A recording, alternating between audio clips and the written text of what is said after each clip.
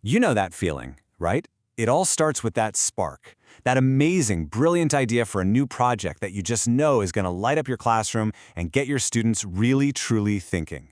You've poured hours into it, and you can't wait to see what they come up with.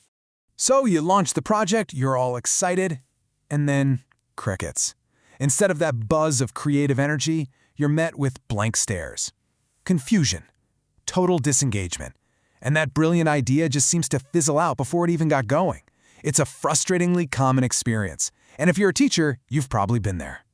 So what's the fix? Well, here's the thing. It's probably not about having better ideas. It's about a really fundamental shift in our role. In this explainer, we're going to dig into how we can move from being the presenter of information to becoming the guide who helps students find their own way. First, let's put a name to this problem, because it is a real thing. Let's call it the project paradox. I think you're going to recognize this immediately. Here's the paradox. The more complex and ambitious we make a project, the very thing we designed to challenge and engage our students, the more likely it is to completely fall flat if we don't change our approach. We want them to generate their own claims and conclusions, but they just get lost along the way. So, how do we solve it? It's all about embracing a new role. It's time to step down from the front of the room and start walking alongside our students. It's time to become the guide. The source material we're looking at really frames this whole idea around what it calls knowledge application lessons. Now, the absolutely crucial part here is that the students are the ones generating their own claims and conclusions. Our job isn't to hand them the answers, it's to provide the guidance and the resources they need to build their own understanding. And this classic saying just nails it, doesn't it? We're moving away from being the sage on the stage, the one person with all the knowledge, to becoming the guide on the side. Our goal isn't just to deliver information anymore. It's to facilitate a journey of exploration. Okay, so becoming a guide sounds great, but it's more than just a mindset shift, right? It actually requires a whole new set of tools. So let's open up the Guides Toolkit and look at some practical strategies you can start using right away. Think about it. Any good guide prepares their crew before the journey begins. This is all about setting students up for success. First, use proficiency scales so they know exactly what the destination is supposed to look like. Second, give them a whole library of rich resources, books, videos, examples, you name it. And third, provide super clear handouts like a syllabus or an FAQ. It's like giving them a map and a compass before they step into the woods. It just keeps them from getting lost right at the start. All right, once the journey is underway, your job is to navigate the terrain with them. And this is not a passive role. It means you're constantly circulating, you're present, you're available. It means pulling up a chair and having little one-on-one interviews, kind of like a trailside check-in, just to see where their head is at. And, so importantly, it means teaching them how to read the map themselves by explicitly teaching research skills so they can become truly independent explorers.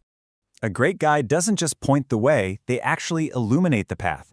This means offering feedback that's really specific and actionable. Not just, hey, good job, but this part here is really strong, and here's a concrete next step to make it even better. It also means using informal check-ins, like a quick poll or discussion, to get a read on the room. And my favorite one, it means creating a little bit of cognitive dissonance. So what on earth is cognitive dissonance? Just think of it as that productive struggle. For example, say a student is designing a playground and insists a simple slide is the best idea. As their guide, you might show them a survey where other kids said, slides are kind of boring, or data that shows swings get used way more often. That conflict, that little, wait a minute moment, forces them to pause, rethink their easy answer, and dig deeper. That's where the magic happens. That's real learning. So you've embraced this new role. You're trying out the toolkit, but how do you actually know if it's working? How do you measure your own growth as a guide? Well, success isn't a silent classroom. It's about the quality of the buzz.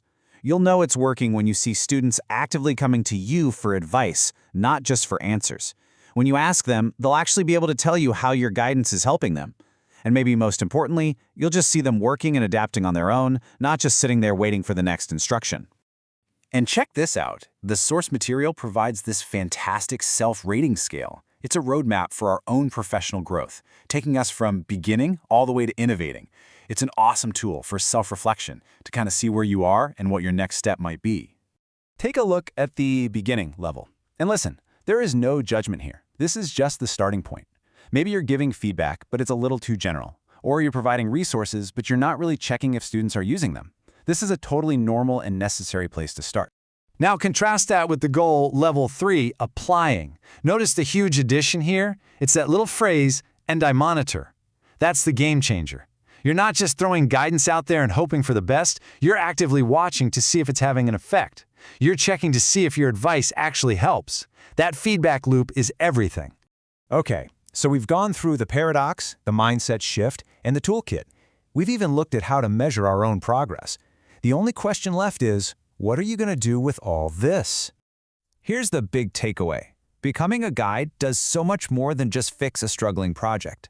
It fundamentally transforms their classroom. It shifts the ownership of learning from you to your students, and that empowers them to become confident, independent thinkers for life. And that leads us to our final thought.